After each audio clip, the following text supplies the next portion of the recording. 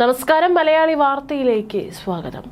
NEET പരീക്ഷാ ചോദ്യപേപ്പർ ചോർച്ചയിൽ ജന്തർ മന്ദറിൽ നടത്തിയ പ്രതിഷേധം ലക്ഷ്യം കണ്ടതിന് പിന്നാലെ തുടർ സമര പരിപാടികൾ ആലോചിക്കാൻ കോക്രോച്ച് ജനതാ പാർട്ടി ഒരുങ്ങുന്നു. മുംബൈയിലെ ഛത്രപതി സംഭാജി നഗറിലുള്ള CJP സ്ഥാപകൻ അഭിജിത് ദീപ്കെയുടെ വസതിയിൽ പ്രധാന നേതാക്കൾ ഈ മാസം 5-ന് യോഗം ചേരും. സമരക്കാർക്കെതിരായ നിയമ നടപടികൾ ചെറുക്കുക, തുടർ സമര പരിപാടികൾ, സംഘടനാ ശക്തിപ്പെടുത്തൽ തുടങ്ങി വിഷയങ്ങൾ ചർച്ചയാകും. യോഗത്തിന് മുന്നോടിയായി വോളണ്ടിയർമാരിൽ നിന്നും വിദ്യാർത്ഥികളിൽ നിന്നും അഭിപ്രായങ്ങൾ ആരായാൻ പ്രധാന നേതാക്കൾക്ക് നിർദ്ദേശം നൽകിയിട്ടുണ്ട്. യോഗത്തിന് ശേഷം നേതാക്കൾ വാർത്താ സമ്മേളനം വിളിച്ച് തുടർ സമര പരിപാടികൾ പ്രഖ്യാപിക്കും. അതിനിടെ സമീപ ജില്ലകളിൽ നിന്നുള്ള സന്ദർശകരുമായി ദീപ്കെ തന്റെ വീട്ടിൽ കൂടിക്കാഴ്ച നടത്തുന്നുണ്ട്. കൊച്ചുകുട്ടികൾക്കൊപ്പം അദ്ദേഹം ഫ്രണ്ട്ഷിപ്പ് ഡേയും ആഘോഷിക്കുകയും ചെയ്തു. പ്രതിഷേധിച്ച വിദ്യാർത്ഥികൾക്കെതിരെ കേസുകൾ പിൻവലിക്കാൻ ദീപ്കെ പ്രധാനമന്ത്രി നരേന്ദ്രമോദിയോടും ആവശ്യപ്പെട്ടിരുന്നു. തന്നെ അധിക്ഷേപിച്ചവരോട് ക്ഷമിക്കുന്നുവെന്ന മോദിയുടെ വീഡിയോയ്ക്ക് പിന്നാലെയായിരുന്നു ദീപ്കെയുടെ പ്രതികരണം. ഇൻസ്റ്റഗ്രാമിലൂടെ ക്ഷമിച്ചുവെന്ന് മാത്രം പറയാതെ വിദ്യാർത്ഥികൾക്കെതിരെ രജിസ്റ്റർ ചെയ്ത കേസുകൾ പിൻവലിക്കാൻ പോലീസിന് നിർദ്ദേശം നൽകണമെന്നായിരുന്നു ദീപ്കെ ആവശ്യപ്പെട്ടത്. അതേസമയം പിതാവിന്റെ സാമ്പത്തിക സ്രോതസ്സുകളെക്കുറിച്ച് സമഗ്രമായ അന്വേഷണം നടത്തണമെന്ന ആവശ്യമായി ഒരു വിവരാവകാശ പ്രവർത്തകൻ രംഗത്തെത്തിയതിന് പിന്നാലെ മറുപടിയുമായി CJP സ്ഥാപകൻ അഭിജിത് ദീപ്കെ രംഗത്ത് വന്നു. ബോസ്റ്റൺ സർവകലാശാല നൽകിയ സ്കോളർഷിപ്പും വിദ്യാഭ്യാസ വായ്പയുമാണ് തന്റെ അമേരിക്കൻ പഠനത്തിന് സാമ്പത്തിക സഹായമായതെന്നും കുടുംബത്തിന്റെ പേരിൽ ഉയർന്ന സംശയങ്ങൾ അടിസ്ഥാനരഹിതമാണെന്നും ദീപ്കെ പറഞ്ഞു. മുതിർന്ന മാധ്യമ പ്രവർത്തക ബർക്കാദത്തിന് നൽകിയ അഭിമുഖത്തിലൂടെയാണ് അഭിജിത് ദീപ്കെയുടെ ഈ ഒരു വിശദീകരണം. പിതാവിന്റെ സാമ്പത്തിക സ്രോതസ്സുകളെക്കുറിച്ച് സമഗ്രമായ അന്വേഷണം നടത്തണമെന്നാവശ്യപ്പെട്ട് സൂറത്ത് സ്വദേശിയായ വിവരാവകാശ പ്രവർത്തകൻ അമിത് തിവാരിയാണ് രംഗത്തെത്തിയത്.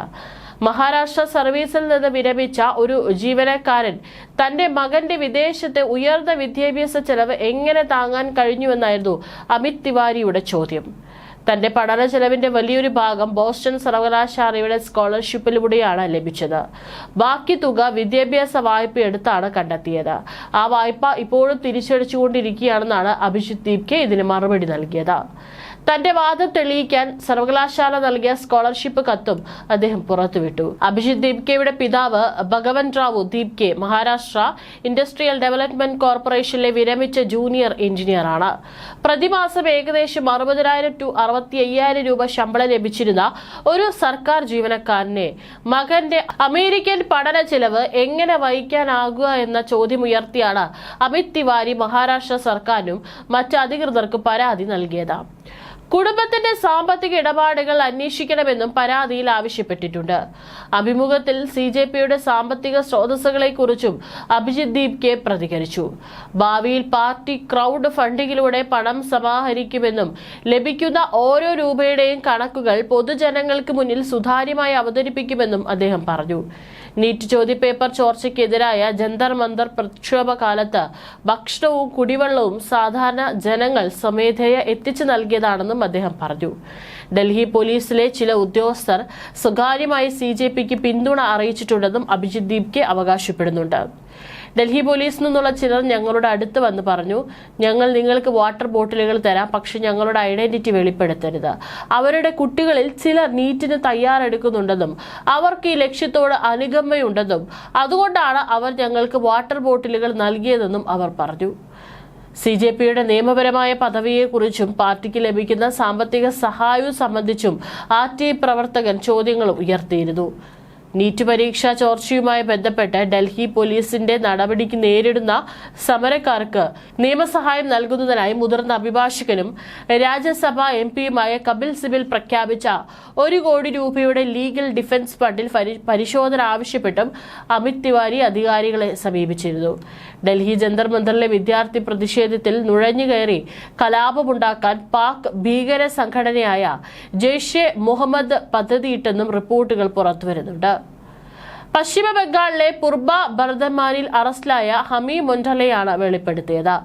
പോലീസ് യൂണിഫോമിൽ ജന്തർ മന്ദറിലെ ആൾക്കൂട്ടത്തിനിടയിൽ കുഴപ്പമുണ്ടാക്കാൻ പാകിസ്ഥാനിൽ നിന്ന് ഹമീമിന് നിർദ്ദേശം ലഭിച്ചിരുന്നു. വിദ്യാർത്ഥി പ്രതിഷേധത്തിൽ പാക് ഇടപെടൽ ഉണ്ടായെന്ന് ഡൽഹി പോലീസ് സംശയിച്ചിരുന്നു.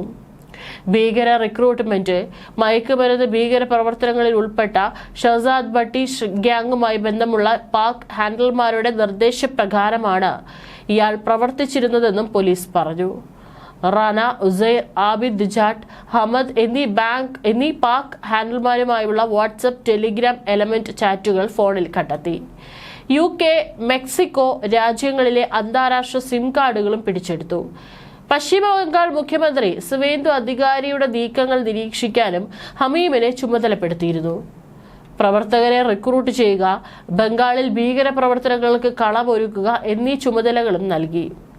5 മാസം മുമ്പാണ് ഇയാളെ പാക് ഭീകര സംഘടന റിക്രൂട്ട് ചെയ്തത്.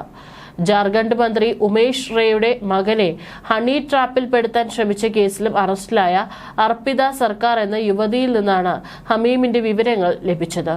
ഹമീം വഴി പരിചയപ്പെടുന്ന രാഷ്ട്രീയക്കാരെ ഹണി ട്രാപ്പിൽ വീഴ്ത്തുകയാണ് അർപ്പിതയുടെ ജോലി. 4 വർഷം മുമ്പ് ഇൻസ്റ്റഗ്രാം വഴി പരിചയപ്പെട്ടതാണ് ഇരുവരും. രണ്ടുപേരും 14 ദിവസത്തെ പോലീസ് കസ്റ്റഡിയിൽ വിട്ടിരിക്കുകയാണ്. അതായത് അന്ന് സമരമുഖത്തുണ്ടായിരുന്നത് സമരം ചെയ്യുന്ന ആളുകൾ മാത്രമായിരുന്നില്ല. ഇത്തരത്തിലുള്ള പാക് ഭീകരരും ഇതിനുള്ളിൽ നുഴഞ്ഞു കയറിയിട്ടുണ്ട് എന്നുള്ള വളരെ ഞെട്ടിക്കുന്ന റിപ്പോർട്ടുകളാണ് സമരം അവസാനിച്ച് ഇത്രയും ദിവസം കഴിയുമ്പോഴും പുറത്തു വരുന്നത്. ഏതായാലും അന്ന് സമരത്തിനിടയിൽ നുഴഞ്ഞു കയറിയവരെ കുറിച്ചുള്ള കൃത്യമായിട്ടുള്ള വിവരങ്ങൾ പോലീസിനുണ്ട്. അവരെക്കുറിച്ചുള്ള വിശദമായിട്ടുള്ള അന്വേഷണമാണ് പോലീസ് ഇപ്പോൾ നടത്തിക്കൊണ്ടിരിക്കുന്നത്. അതിൽ പാകിസ്ഥാനിൽ നിന്നുള്ള നിർദ്ദേശങ്ങൾ അനുസരിച്ച് ഭീകര പ്രവർത്തനം നടത്തുന്ന ആളുകൾ വരെ ഈ CJP പ്രൊട്ടസ്റ്റിൽ ഉണ്ടായിരുന്നു എന്നുള്ളത് വളരെ നടുക്കുന്ന ഒരു വാർത്ത തന്നെയാണ്. ഏതായാലും ഒരു തരത്തിൽ സമരം വളരെ വേഗത്തിൽ അവസാനിച്ചത് നന്നായി. അല്ലെങ്കിൽ ഒരുപക്ഷെ ഈ കൂട്ടത്തിൽ ഇനിയും ഇത്തരത്തിലുള്ള ഭീകര പ്രവർത്തനം നടത്തുന്ന ആളുകൾ നുഴഞ്ഞു കയറിയിരുന്നെങ്കിൽ ഒരുപക്ഷെ നമ്മുടെ രാജ്യത്തിന്റെ ക്രമസമാധാന നിലയെ അത് അപ്പാടെ തകർക്കുന്ന തരത്തിലേക്ക് കാര്യങ്ങൾ വഷളാകുമായിരുന്നു.